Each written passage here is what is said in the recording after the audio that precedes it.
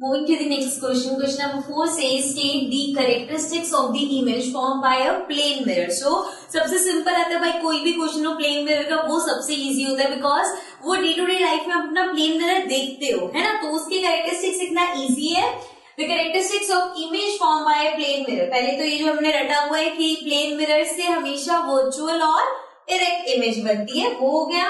Behind the image, image बनती कहाँ है, sorry behind the mirror. So image is formed behind the mirror. Then size of image is equal to size of object. जो जैसे अगर मैं mirror के आगे हूं तो जो मेरा साइज है वही वहां पे दिखेगा, ऐसा नहीं वो बड़ा या छोटा लंबा या ऐसे करके चेंज होगा. So size of image is equal to size of object. Then laterally inverted image. Laterally inverted मतलब लेफ्ट राइट इन्वर्जन जो होता है, जैसे जो चीज लेफ्ट में है वो राइट अपीयर हो रही है, जो राइट में है वो लेफ्ट अपीयर हो रही है. जैसे कि आपने देखा था, अगर आप कुछ हाथ में पकड़ के कुछ पे लिखा हुआ मिरर में देखोगे तो वो सब लेटर्स उल्टे दिखेंगे. एंड इससे मिलता जुलता क्वेश्चन है हमारा नेक्स्ट फिफ्थ क्वेश्चन है, find out the letters of. बहुत लंबा सा क्वेश्चन था जिसका मीनिंग है कि आपको ऐसे लेटर्स निकालने हैं इंग्लिश में या किसी और लैंग्वेज में जिसको जब आप मिरर में देखते हो तो वो एज इट इज दिखते हैं. सो ए ऐसा है, अगर ए को आप मिरर में देखोगे तब भी वो ए ही अपीयर होगा. जैसे कि देखो, अगर बी है,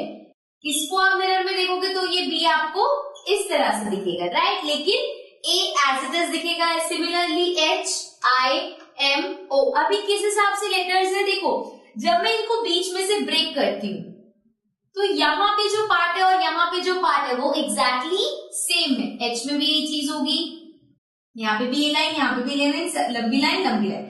आई भी सेम है, इसको डिवाइड कर दो तो वही हाफ हाफ, इधर से डिवाइड करोगे तब. यहां से देखोगे तो ये पार्ट सेम, ये part same. O B similarly, T I T same जैसे यू बी डब्ल्यू. सो ये कुछ ऐसे लेटर्स हैं जो आपको मिरर में एज इट इज दिखेगी, क्योंकि अगर ये इन्वर्टेड भी करते हैं हम इनको, लेफ्ट राइट इन्वर्जन भी होता है, तब भी वो सेम अपीयर होती है, एक्सेट्रा. इसलिए लिखा गया क्योंकि यहाँ पे ताकि और लैंग्वेजेस में भी हो. Okay, so this was question number 4 and 5. Now we move to the next question.